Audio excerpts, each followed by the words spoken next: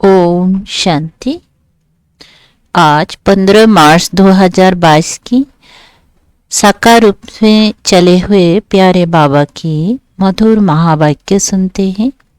प्यारे बाबा बोले, मीठे बच्चे, तुम्हें ऐसा बाप मिला है जो बाप, टीचर, सदगुरु तीनों ही एक है।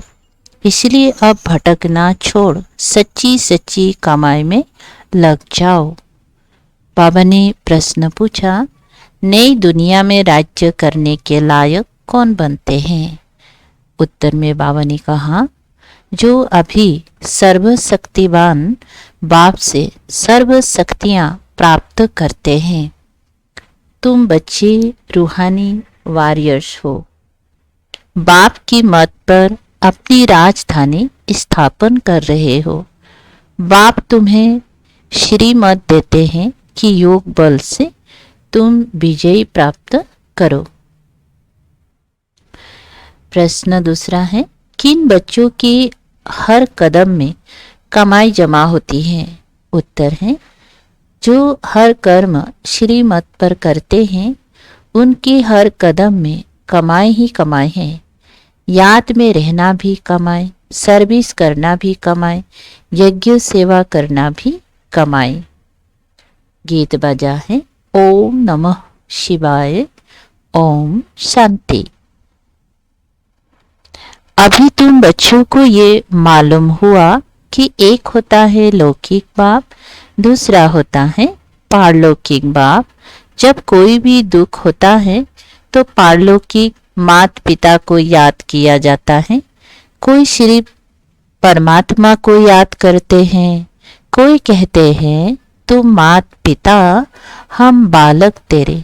चाहे कोई माता को याद करे या ना करे, लेकिन जब गॉड फादर कहते हैं तो माता जरूर है ही। बच्चे माता बिगर तो पैदा हो भी नहीं सकते। तो पारलौकिक माता पिता हैं जिनको याद किया जाता है। जरूर वह कुछ सुख देकर गए हैं। याद आता है, भारत सुख धाम था, स्वर्ग था।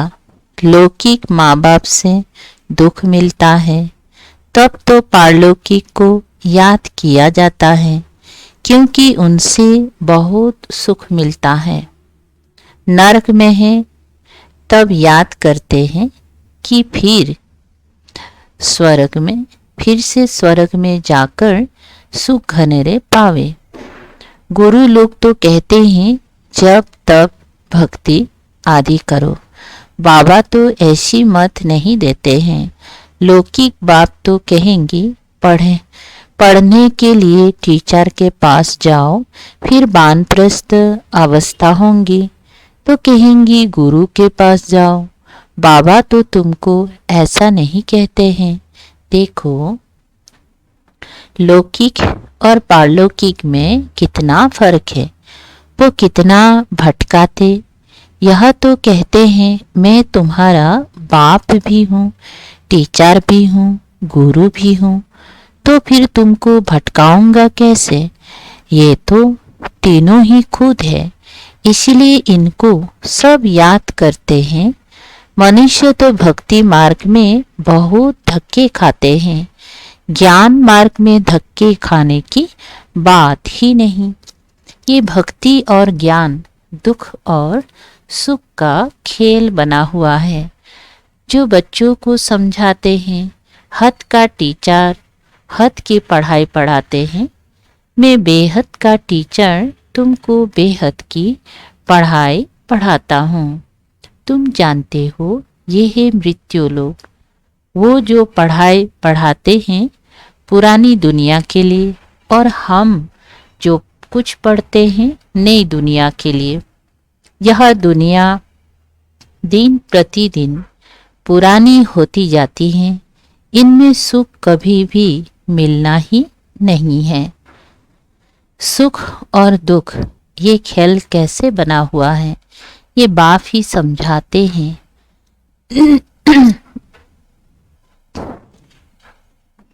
बाप आत्माओं से बात करते हैं कि बच्चे तुम ही सुख में थे, फिर जब रावण की प्रवेशता होती है तब धीरे धीरे दुख शुरू होता है। फिर कल्प के संगम पर आकर तुमको सुख में ले जाता हूँ। अभी तुम्हारी बुद्धि का ताला खुला हुआ है। जो तुम जानते हो ये बातें यथार्थ हैं। ये बाप के सिवाय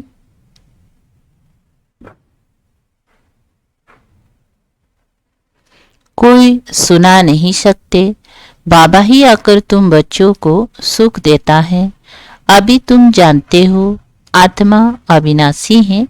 यह शरीर तो बदलना पड़ता है। परमात्मा भी परम आत्मा है। उनका नाम शिव है। जो सभी मनुष्य मात्र हैं उनका रचयिता है। यहाँ सब है हद के क्रिएटर। बाबा है बेहद का क्रिएटर। अच्छा, सतयुग से लेकर कलयुग तक तुमको जो बाप मिले हैं वो है हद के। सतयुग में तुम्हारी प्रारब्ध है। वहां तुमको एक बाप और एक बच्चा मिलता है। कलयुग में एक बाप को 8-10 बच्चे होंगी। प्रजापिता ब्रह्मा को देखो कितने ढेर बच्चे हैं, परंतु वो है मुख वंशावली जो बीके बनते हैं फिर सतयुग में जाकर देवता बनेंगे। वो लौकिक बाप, टीचर, गुरु सब हद की बातें सुनाते हैं। ये पारलौकिक बाप बेहद की बातें सुनाते हैं। नई बातें बाप बच्चों के आगे ही बोलते हैं। भल घर में रहते भी तुम ये नई शिक्षा प्राप्त करो। ये भगवान की पाठशाला है। यह है श्रीमद् भागवत गीता पाठशाला अथवा ज्ञान के गीत जो तुम ही सुनते हो। ज्ञान सागर बाप ही आकर तुमको ज्ञान ज्ञानेश्वरी बनाते हैं। मम्मा को कहेंगी ज्ञान ज्ञानेश्वरी। ह्यूमैनिटी का सिलसिला शुरू होता है। पहले है प्रजापिता ब्रह्मा, फिर है जगत अम्बा। पहले पहले ब्राह्मण रचते हैं, फिर है देवता, क्षत्रिय, वैश्य, शूद्र। जगत अम्बा का भी बड़ा मर्तबा है, परंतु उनको कोई जानते ही नहीं है। ढेरों के ढेर देवियों के चित्र बना दिए हैं। वास्तव में 8-10 भुजा वाले कोई मनुष्य होते ही नहीं। विष्णु को 4 भुजाएं दिखाते हैं, परंतु 4 टांगे नहीं दिखाते। ये सब है गुड़ियों का खेल। कलकत्ते में बहुत देवियां बनाते हैं, बहुत खर्चा करते हैं, खिला पिलाकर फिर जाकर डुबोते हैं। ये सब है भक्ति मार्ग। तुम जानते हो हम सो देवी देवता थे, फिर असुर बने, फिर बाप आकर सो देवी देवता बनाते हैं। अभी यह भ्रष्टाचारी दुनिया है। गवर्नमेंट भी कहती है, परंतु सीधा पूछो तुम पतित हो तो मानेंगी नहीं। अरे तुम पतित पावन को बुलाते हो, सब बुलाते हैं। यथा राजा रानी तथा प्रजा सन्यासी पवित्र बनते हैं। यह भी ड्रामा में नोंद है। भारत जैसा पवित्र खंड कोई होता ही नहीं, इसलिए उनको कहा जाता है सचखंड। फिर वही झूठखंड बनता है। भारत को पावन बनाने बाप भारत में ही आते हैं। भारत में ही शिव का अवतरण होता है। सोमनाथ का मंदिर कितना भारी बनाया है, भारतवासियों ने ही बनाया है। जिसको बाप ने इतना साहूकार बनाया है। बाप तो यहाँ पतित दुनिया और पतित शरीर में आते हैं पावन बनाने, लेकिन कोई बच्चे पहचानते ही नहीं है क्योंकि साधारण है। फिर भक्ति मार्ग में तुम्हारे पास पैसे बहुत होते हैं तो हीरे जवाहर के तुम मंदिर बनाते हो। सतयुग में तो अनगिनत पैसे होते हैं, वहाँ पैसे की गिनती नहीं, बेशुमार धन रहता है। तो बाप जिनको साहूकार बनाते हैं वह कितना बड़ा यादगार बनाते हैं। जो पहले लक्ष्मी नारायण थे वही 84 जन्म भोगते हैं। नंबर 1 में वो गिरते हैं, भक्त बनते हैं, तो जिसने बनाया उसका ही यादगार बनाते हैं। लक्ष्मी नारायण विक्रमाजीत बने, फिर सो विक्रमी बनते हैं। तो उन्हों का फर्ज है पहले जिसने ऐसा बनाया उनकी पूजा करना। सोमनाथ का मंदिर कितना फर्स्ट क्लास था। जिन्होंने लूटा वह तो मर गए, बाकी निशानियां लगी हुई हैं। अब तुम जानते हो हम सब पूज्य बन रहे हैं, फिर पुजारी बनेंगे, फिर मंदिर बनाना शुरू करेंगे। सिर्फ एक मंदिर तो नहीं होगा, राजाएं अपने घर में भी मंदिर बनाते हैं, जैसे घर में गुरुद्वारा बनाते हैं। पहला नंबर किसने गुरुद्वारा बनाया होगा, फिर भक्ति मार्ग शुरू हो जाता है। पहले आप बेबिचारी भक्ति करते हैं, फिर बेबिचारी। आजकल तो मनुष्य अपनी भी पूजा कराते हैं, उनको कहा जाता है भूत पूजा।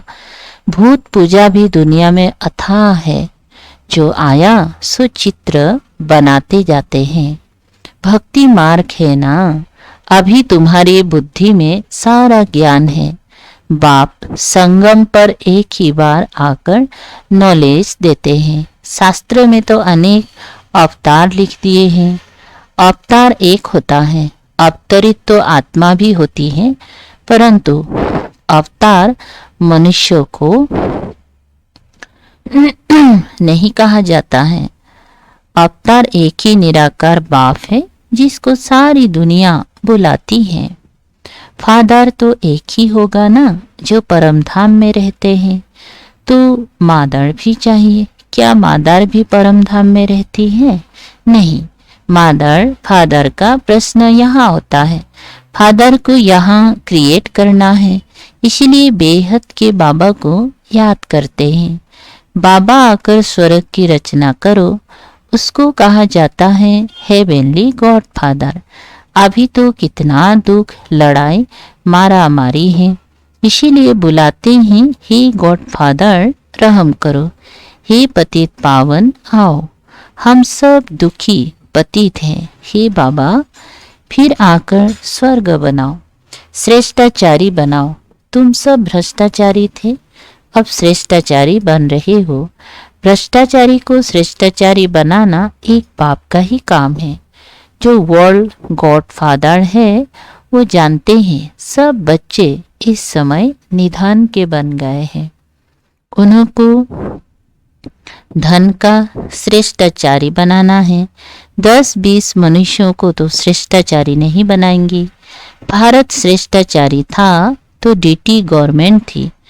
अब रावण राज्य है तो 5 बेकारों की प्रवेशता है। भगवान उवाच, एक निराकार को ही भगवान कहा जाता है। एक गीता को खंडन करने से सब शास्त्र खंडन हो जाते हैं।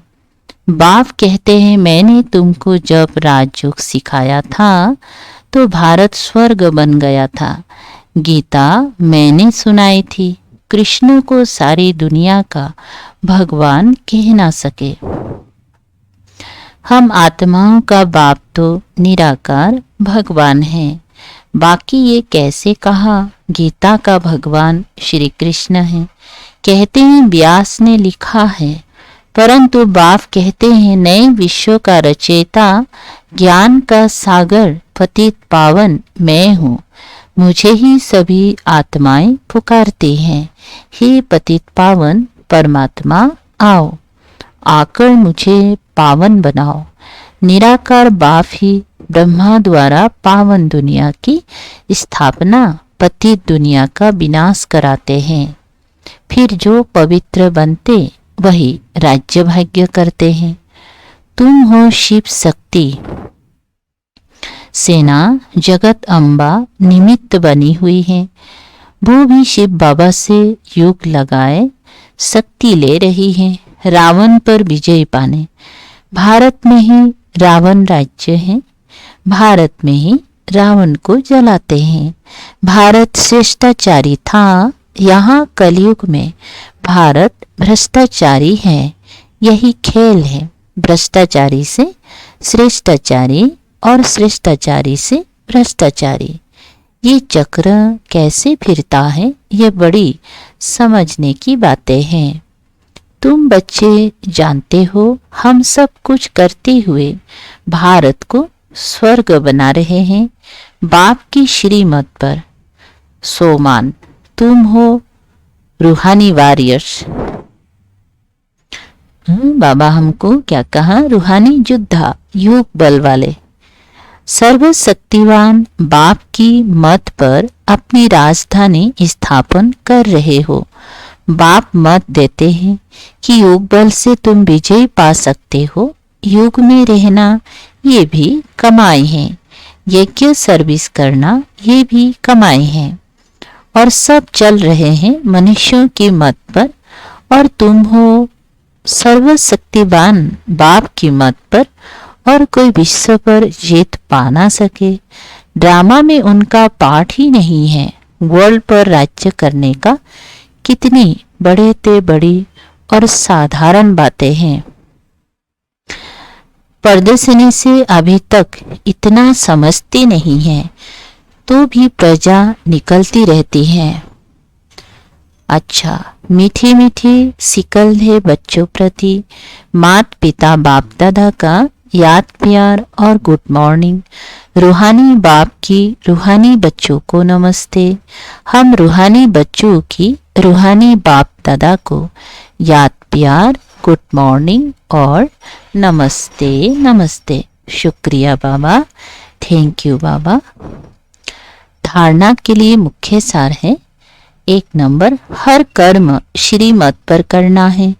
याद में रहकर यज्ञ सेवा कर अपनी कमाई जमा करनी है। नंबर 2, भटकना छोड़ भविष्य नई दुनिया के लिए पढ़ाई पढ़नी है। ज्ञान को धारण कर ज्ञान ज्ञानेश्वरी राज राजेश्वरी बनना है।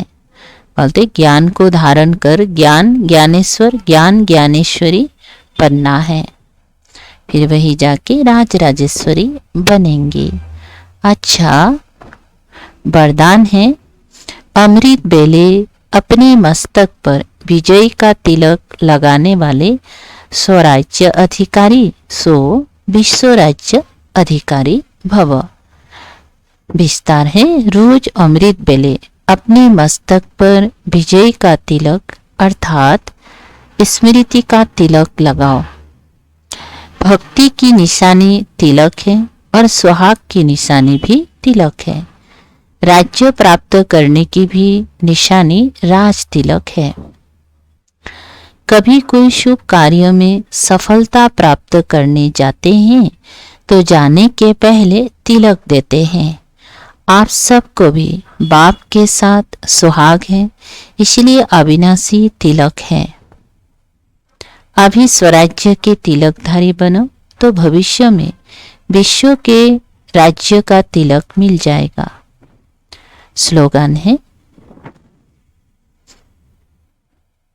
ज्ञान गुण और शक्तियों का दान करना ही महादान है।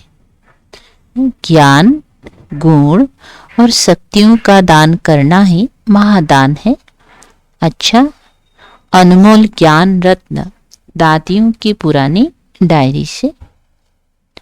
जिस समय कोई देवी वत्स समझता है कि मैं तन मन धन सहित यज्ञ में स्वाहा अर्थात अर्पणमय हो चुका, उस समय उस अर्पण हुए वत्स में कुछ भी अपनापन नहीं रहता है।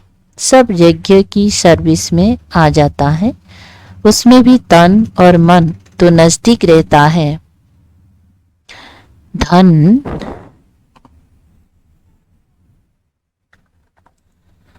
धन फिर भी अलग है, तो तन मन को यज्ञ की सर्विस में लगाना ही शुद्ध सेवा है। यदि कहता है तन मन धन यज्ञ में अर्थात ईश्वर प्रति है, तो फिर अपने लिए कुछ भी रह नहीं सकता और मन कोई भी माया के अशुद्ध संकल्प तड़प दौड़ नहीं सकता, क्योंकि ईश्वर को अर्पण किया तो ईश्वर है शुद्ध शांत।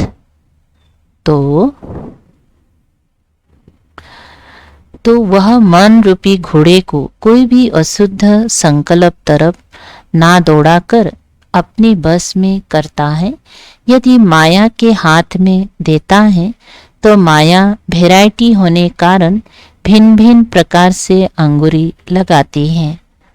फिर अनेक प्रकार के विकल्प आकर मन पर चढ़ाई करते हैं, तो उसको समझना चाहिए कि क्या अभी भी मेरे में कुछ अपनापन रहा हुआ है, क्योंकि यदि यज्ञ प्रति स्वाहा हुआ तो फिर पवित्र हो गया। फिर यज्ञ की सर्विस बिगर कोई भी तरफ तन मन वर्क कर नहीं सकता। इसलिए इस अति गुह्य और महीन राज को समझकर अपने पर बहुत ही अटेंशन रख खबरदारी से चलना है। अच्छा, ओम शांति। शुक्रिया बाबा, थैंक यू बाबा।